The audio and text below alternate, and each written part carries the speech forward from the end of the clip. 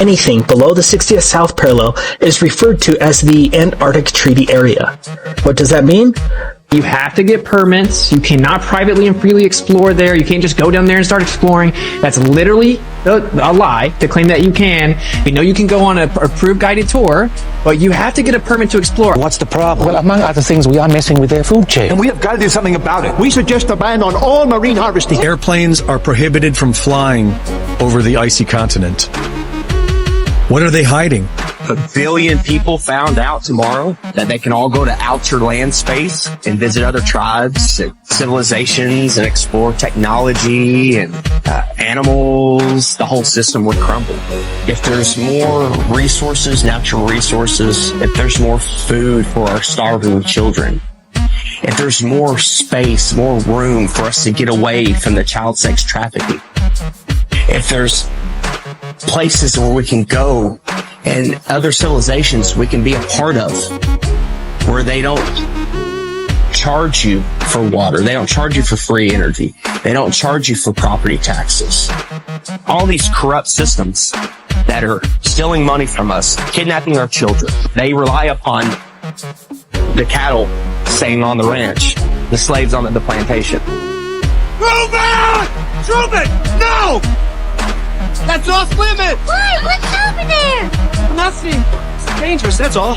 You've got to know your limitations. You've removed innovation and exploration. You just have a group of slaves sitting here consuming fuel and killing each other and eating toxins and not exploring anywhere. We can all have, thousands of acres of land to ourselves.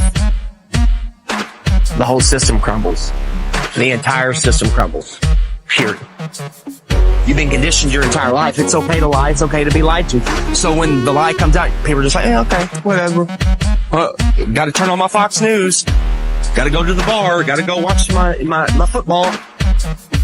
Give them bread and circuses, and they will never revolt. Let's say you have a slave who's actively trying to find their freedom but doesn't know where the door is. That's not great if you're a slave owner, right? So you'd much rather have a slave that knows exactly where the door is, can leave anytime they want, and choose not to. Here, how about this? So the boat that did the Vendée Globe got the record for going around or whatever. Those guys, they tell you they're going around Antarctica. How do you know that? Explain. So those boats that go around, they do their whole little trip, they get back, they do the calculations, and they come out that they were doing 4 knots. Okay? 4 knots. For the world record of going around the southern hemisphere, when the boat, go look up the boat does 35 knots. Guess what? There's a current that goes west to east of 2 knots. So how is it that boats magically slow down to 4 knots? And it'd be like me telling you I broke the world record for driving a car. Be like, really? How fast did you go? Be like 45 miles per hour? You'd be like, what are you talking about? Cars go way faster than I go. Well, they didn't in my race. My race, I won at 44 miles. But wait, look, here's the world record in the north. It's going 220, and you're like, no, but dude, I set the world record in the south. It's 45. In our paradigm, the south is way bigger. Right? And what a coincidence that the world record of the boats is way faster in the north than in the south, but it would make sense if they assume a globe, so they assume a symmetrical distance in corresponding northern and southern latitudes, right?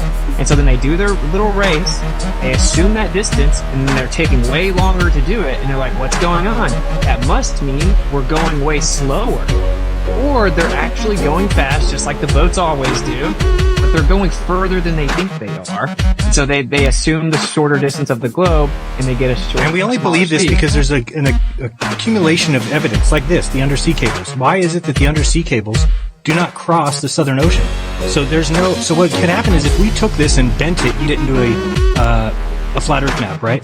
Take like one of these maps and bend it into a flat Earth map. Well, if you did that, you wouldn't break any of the undersea cables. They'd all stay intact. So there's no cables, no cruises. The planes go way too slow. All those things are you just like it. It's okay with you.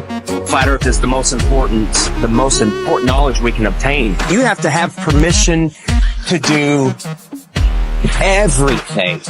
You people think you're free? You're not free. You're free-range chickens. That's what you are. You're free-range chickens held in an area you're not allowed to go past, and if not, you go to jail or you get shot. Stay on the plantation, do what you're supposed to do, pay your taxes. Which we're presented.